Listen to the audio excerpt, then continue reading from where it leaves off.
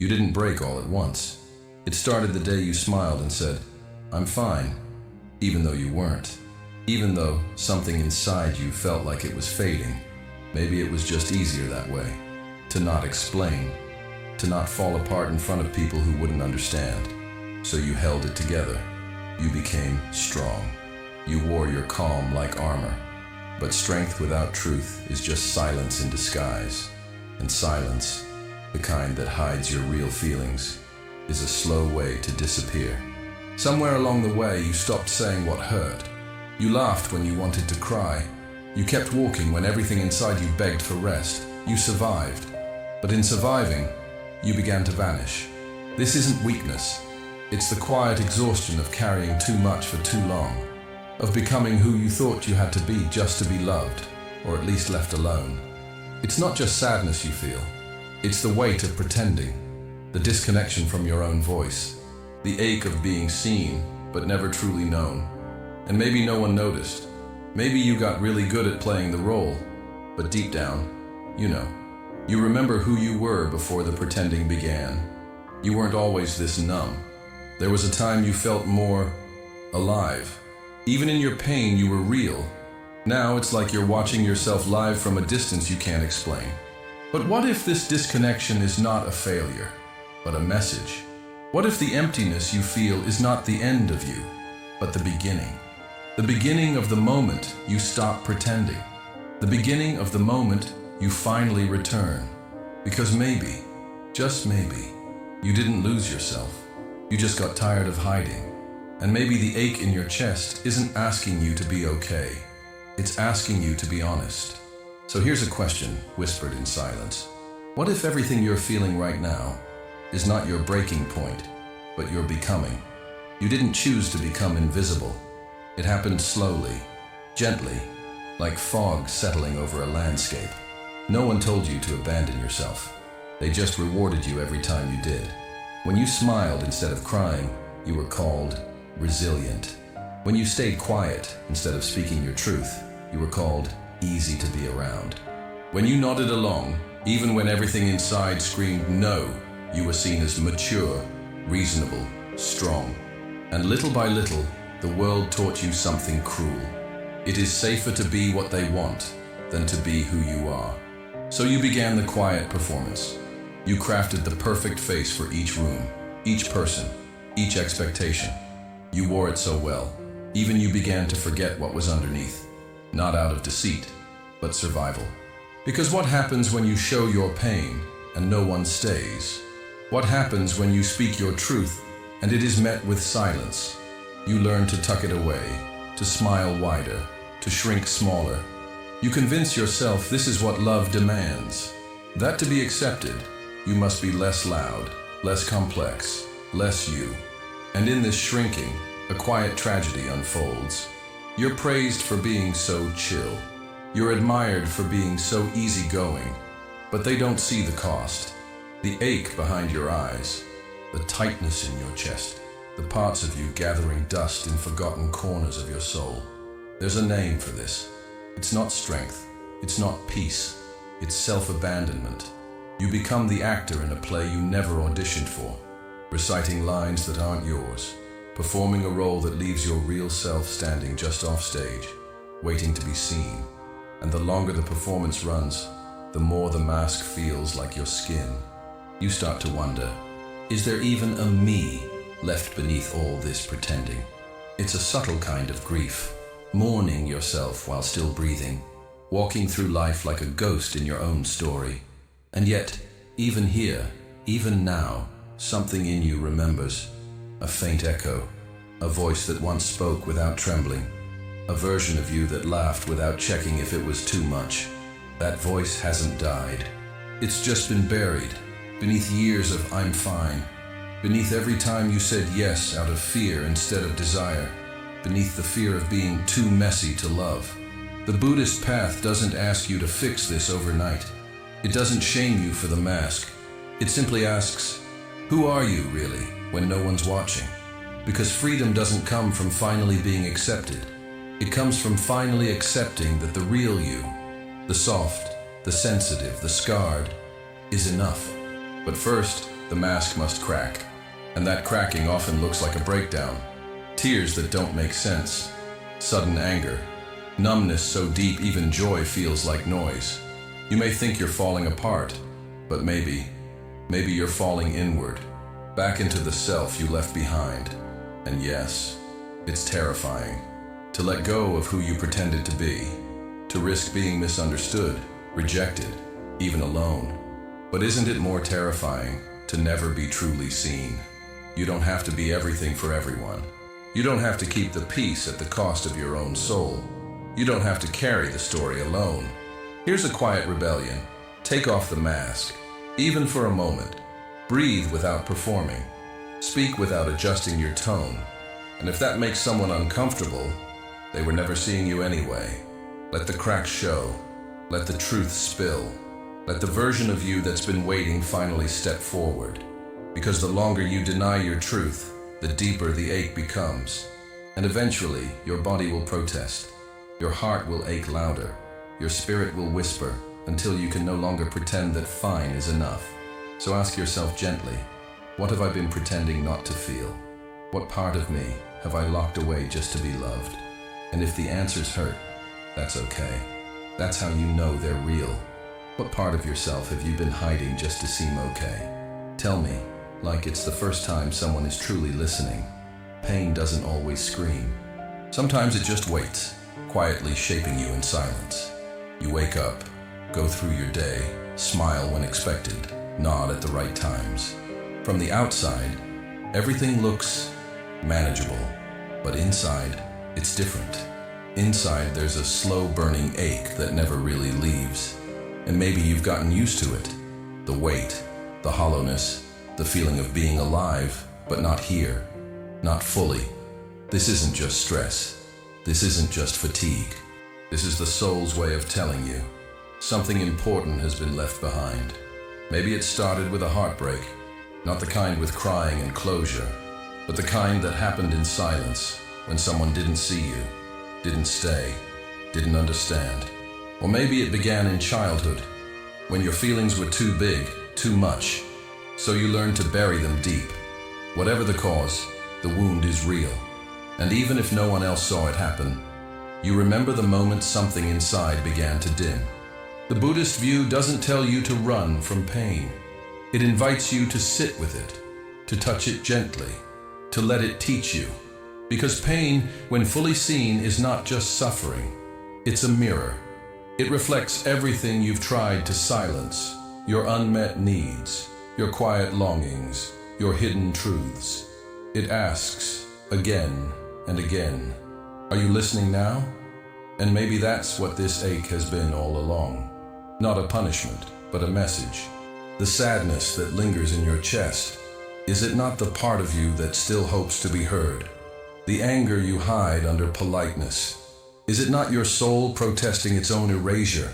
Even your numbness, that heavy, dull emptiness, isn't it just your spirit saying, I can't pretend anymore? There's a sacredness to this pain. It's not the enemy. It's the part of you that never gave up. The part that still feels, even when you wish you didn't. In existential psychology, we learn that suffering becomes unbearable only when we believe it has no meaning. But what if your pain is trying to wake you up, not destroy you, reveal you? You see, every crisis carries within it the seed of transformation, not by force, not by fixing, but by facing. When you stop running, when you let the sorrow speak, you begin to meet yourself in a way that pretending never allowed. You remember the things you loved before you became so careful, the dreams you whispered to yourself when no one else was listening, the way your eyes lit up before the world taught you to dim them. That's what pain is trying to give back to you. Not just healing, but truth. Because truth doesn't arrive dressed in comfort. It often shows up through grief, through loneliness, through that one night when you finally break down and whisper, I can't do this anymore. That's not weakness. That's the veil lifting. That's you standing at the edge of the old self, ready, even if trembling, to begin again. And no, this process isn't clean. There's no timeline for awakening, no checklist for self-return. Some days you'll feel strong, others like you're unraveling. But even the unraveling is sacred, because to come back to yourself, you must first let fall everything that isn't you. And in that falling, you'll discover something astonishing. You are not your mask. You are not your pain. You are the one who survived all of it, quietly, bravely, beautifully. So the next time the ache rises, don't push it away. Sit with it. Breathe into it. Ask it what it came to show you. Maybe it'll say, "You've been gone a long time, but I never stopped waiting." Maybe the pain is not here to break you. Maybe it's here to bring you home. Letting go isn't always graceful. Sometimes it looks like falling apart. Sometimes it sounds like silence after years of pretending. And sometimes it feels like betrayal. Not of others, but of the version of you that tried so hard to hold it all together. But here's the truth no one tells you. Holding on can hurt more than letting go. You've been gripping so tightly, to people who never saw you, to roles that never fit you, to expectations that slowly drained your spirit. You held on because you were afraid of being alone, afraid of being misunderstood, afraid that without all the pretending, there'd be nothing left. But what if what you've been holding isn't saving you? It's suffocating you. There's a freedom in release, not the kind that's loud or dramatic, the kind that feels like exhaling after years of holding your breath. Buddhist wisdom doesn't glorify detachment as coldness. It teaches non-attachment, the art of loving, living, feeling, without clinging. To release the illusion that you must always be okay. To let go of the lie that worth is earned through performance. To stop gripping the version of yourself that made survival possible, but cannot carry you into peace. Letting go doesn't mean you stop caring. It means you stop controlling. You stop begging for spaces that shrink you. You stop trying to explain your soul to people who only listen with their eyes. You begin to walk lighter, not because life is easier, but because you're no longer dragging yourself through it. Imagine it, waking up without the armor, speaking without rehearsing, saying no and not explaining why. Imagine flowing like water instead of bracing like stone. That's the paradox of freedom. It comes when you stop chasing it. You've spent so much time trying to be lovable. But love isn't found in perfection. It's felt in presence, in the quiet courage of showing up as you are. You don't need to earn your place in the world. You are the place. You are not behind. You are not broken. You are simply standing at the threshold of release, where the weight drops and the real you steps forward. Letting go doesn't erase the past. It honors it by refusing to let it define you any longer. You can bless the mask that protected you and still choose to remove it. You can thank the silence that helped you survive and still choose to speak now. You can love the version of you that held on for so long and still let her rest. This is not abandonment. This is returning. So when the urge rises to grip again, to prove, to please, to perfect, pause, breathe. Ask yourself, what would it feel like to live unburdened? What if I no longer needed to be understood to be at peace? Letting go might not bring applause. It might not be seen or celebrated. But within you, there will be space. Space for softness, for truth, for peace that doesn't need performance to exist. And that, quietly, is everything. There comes a moment when all the effort to fix yourself feels heavier than the pain itself. A moment when every self-help quote, every affirmation, every forced smile starts to echo hollow. You're not broken, you're just exhausted. From running, from pretending, from editing your soul. So what if you stopped?